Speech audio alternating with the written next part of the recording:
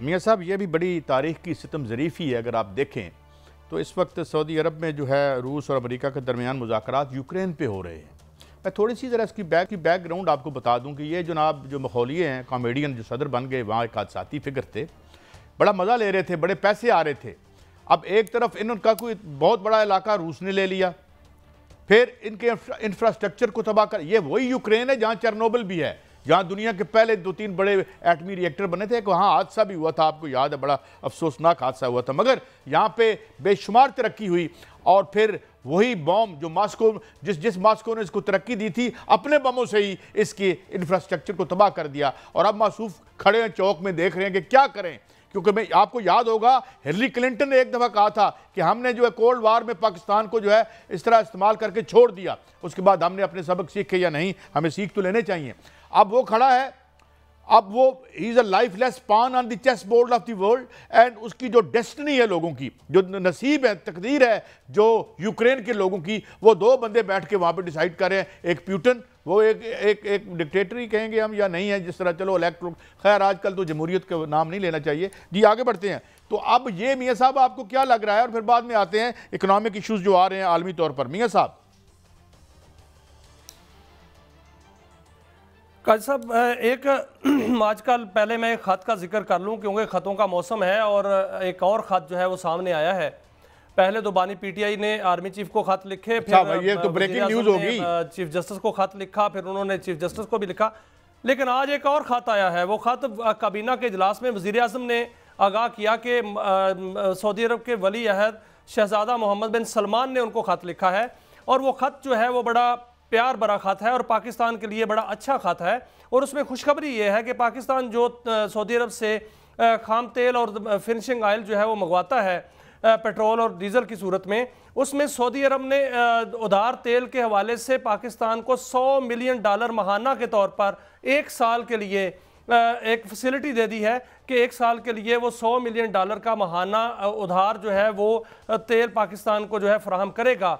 और इस हवाले से ख़त के ज़रिए उन्होंने पाकिस्तान को आगाह किया है, और वो ख़त वज़ीर आज़म के नाम है। और उन्होंने ये भी लिखा है कि पाकिस्तान के साथ सऊदी अरब के जो ताल्लुकात हैं वो पहले से ज़्यादा मजबूत हैं। उन्होंने ये भी कहा कि वज़ीर आज़म ने जो दुबई में एक अल्फाज बयान किए थे कि सऊदी अरब की सलामती पर कोई समझौता नहीं किया जाएगा, उस हवाले से भी उन्होंने शुक्रिया अदा किया, और पाकिस्तान के वज़ीर आज़म ने भी यहाँ पर जो है शुक्रिया अदा किया है। ये तो ख़त की कहानी थी।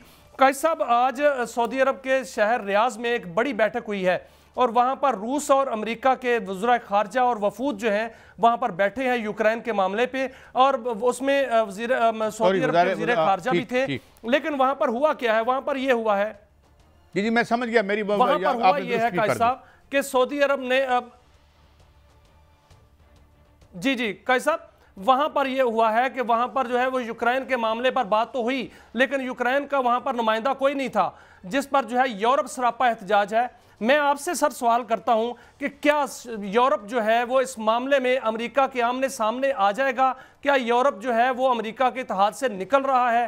क्योंकि वहां पर जो अमेरिकन वजीर दिफा है उसने भी आकर यूरोप के अंदर म्यूनिख में एक बयान दिया, और उसने कहा कि कोई ये ना समझे, ये खाम ख्याली है कि जो रूस के ज़ेरे कब्ज़ा इलाके हैं यूक्रेन के वो वापस मिल जाएंगे। उन्होंने ये भी कहा कि हमारी कोई जिम्मेदारी नहीं है यूक्रेन को दिफा करने की, उनके अपने फौजी जो हैं वो दिफा करें, और नेटो भी नहीं मिलेगा। तो क्या यूरोपीय यूनियन का अमेरिका के साथ उनका इत्तेहाद रहेगा या वो निकल रही है? देखिए, यूरोप ने हमेशा सब सर्विस की है यूनाइटेड स्टेट्स ऑफ अमेरिका की। नेटो में भी मेन कंट्रीब्यूटर जो था वो वही था। अब उसकी वीकनेस क्या है? यूरोपियन एक बहुत अजीम कॉन्टिनेंट है, लेकिन अगर आप ये देखें तो वहाँ की रूलिंग क्लासेस और अवाम में बहुत बड़ा फ़र्क और बोध है। एक के बाद दूसरी गवर्नमेंट गिर रही है। फ्रांस में जो हुआ आपने देखा, जर्मनी में जो हुआ आपने देखा। जर्मनी के तो जो वाइस चांसलर, क्या नाम है, चांसलर कहते हैं ना उसे, वो कहते हैं कि मैं यहाँ इमरजेंसी लगा दूंगा। ये बातें जो कल तक यहाँ पे आज तक इंदिरा गांधी, क्या कहते हैं, आंझानी इंदिरा गांधी को हम क्रिटिसाइज करते हैं, वहाँ ये बातें हो रही हैं।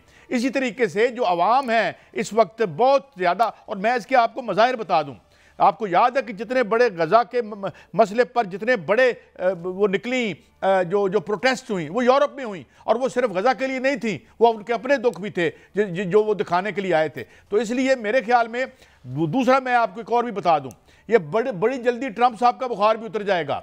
इन्हें पता चल जाएगा कि ये जिस बाइडन ने एक ही सच बोल के गया है, उसने कहा है कि ऑलिगार्क, उसके पीछे भी ऑलिगार्क्स थे। ऑलिगार्क हम उनको लोगों को कहते हैं जो बड़े बड़े ज़राए पैदावार पे एक रियासत में काबिज होते हैं और फिर वो रियासती इक़्तिदार पर भी कब्जा कर लेते हैं। तो this is an age of oligarchy. और जो अवाम की उम्मीदें हैं उससे ट्रंप साहब से कि वो जो समझता है कि उसने सारा गुस्सा इमिग्रेंट्स की तरफ कर दिया और मस्कीनों का, वो कोई वहाँ पर बेचारा झाड़ू दे रहा है, कोई और काम कर रहा है, इधर से हमारी मुसीबतों से बच के, समंदर की तुगयानी और लहरों से बच के जो बेचारे पहुँच गए हैं उन्हें वापस भेज के समझता है कि वो आंसू पहुँच लेगा अमेरिका के अवाम के। कतई ऐसा नहीं होगा।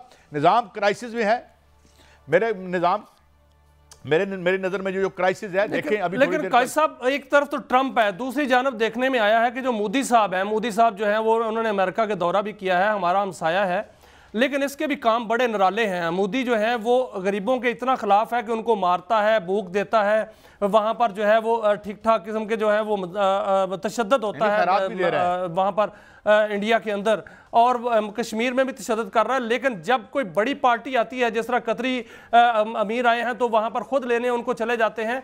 जहाँ पर पैसों का मामला होता है वहाँ पर मोदी जो है वो फौरी तौर पर आगे बढ़ जाते हैं। लेकिन जहां पुअर्स का मामला आता है, गरीबों का मामला आता है, वहां पर वो मुतशद्दिद एक हुक्मरान की सूरत में सामने आता है। तो नहीं, गरीबों को तो वो एक सब्सिडी दे रहे हैं। 80 करोड़ लोगों को बेकारी बनाया हुआ उन्होंने। वो सब्सिडी ना दे तो भूख से मर जाए, कल अनरेस्ट हो जाए।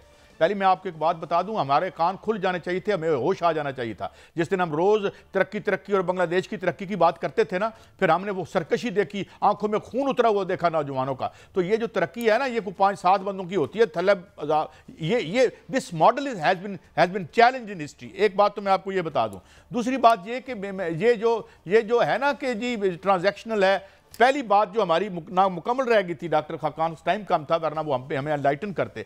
बात यह है कि ग्लोबलाइजेशन को रोल बैक करते हुए साथ चढ़ जाएगा तो पंजाबी, क्योंकि आपने जो सप्लाई चेन बनाई हुई है उसमें एक पुर्जा जो है वो फिनलैंड में बनता है नोकिया का, वो पैक कहीं फ्रांस में हो रहा होता है, और बाकी तो ये सप्लाई चेन इन प्लेस आप लेके आए थे। आप इसको रोल बैक करना आसान नहीं होगा। इसलिए मेरे ख्याल में लेकिन कायद साहब, आपने पुर्जों की बात की है। एक पुर्जा जो है वो जो भारतीय पुर्जा है मोदी, उन्होंने जाके सौदा कर लिया वहां पर F-35 तैयारों का, जिनको कचरा कहा है एलोन मस्क ने। आप क्या समझते हैं कि वहां पर उन पर तो जो है वो अच्छी खासी तनकीद हो रही है भारत के अंदर? क्या भारत को ये सौदा जो है महंगा पड़ेगा या इससे ताकत का तवाज़ुन जो है वो बिगड़ेगा? ये 350 मिलियन के आगे 35 मिलियन बड़ा महंगा है। ये रशिया का SU है समथिंग, वो उसके मुकाबले में ये बड़ा महंगा जहाज है। की बात है वो उसे सफ़ेद हाथी कह रहे हैं। और ये मिलना, जिस तरह वकार मसूद खान साहब हमारे प्रोग्राम में कह के गए थे कि जनाब ये तो 10 साल में आएगा, हम 2 साल तक जो है वो अरेंजमेंट कर लेंगे अपना जो अच्छा, और उसके बाद ये 100 बिलियन अवाम के मेहनत कशों के पैसे से ये जो है वो ये खरीदेंगे वहां जाके। इससे पहले आपको पता है बफोर्स स्कैंडल आया था, लेकिन कायद साहब वहां पर जो अमेरिका जो है वो अफोर्ड नहीं कर सकता इतना महंगा जहाज। भारत कैसे अफोर्ड करेगा? और जिसको एक जंग जो है वो कहा गया कि ये बिल्कुल कचरा है, उसको भारत जो है अफोर्ड कर लेगा इतना महंगा जहाज? मैं उसे नहीं कहूंगा, जंग तो नहीं कहूंगा, लेकिन उससे कहा यह गया है कि बल्कि वो कहते हैं कि बाज कैपेबिलिटी के हवाले से जो रशिया का ये 5th जनरेशन जहाज है, इससे थोड़ा सा ये बेहतर ही है और कुछ हवालों से महंगा बहुत है। इसकी मेंटेनेंस बड़ी महंगी है। इसकी एक उड़ान के बारे में उन्होंने कहा कि 34,000 या कितने डॉलर उसकी एक उड़ान पे लगते हैं। तो जहां आपके 80% लोग भूख से मर रहे हैं और जहां पर जो है आपके जो आपको खैरात देनी पड़ती है कि रात को 80% लोग भूख से ना मर जाएं, वहां आप ये क्या आपने यहाँ पे इस खित्ते में एक लेकिन 15 जहाज इस वक्त तक F-35 जो है वो गिर चुके हैं, हादसात का शिकार हो चुके हैं। तो मैं तो यही आपसे गुजारिश कर रहा हूं कि क्या ये अमेरिका ने अपना वहां पर जो कबाड़ है वो तो नहीं मोदी को बेच दिया इतने महंगे दामों?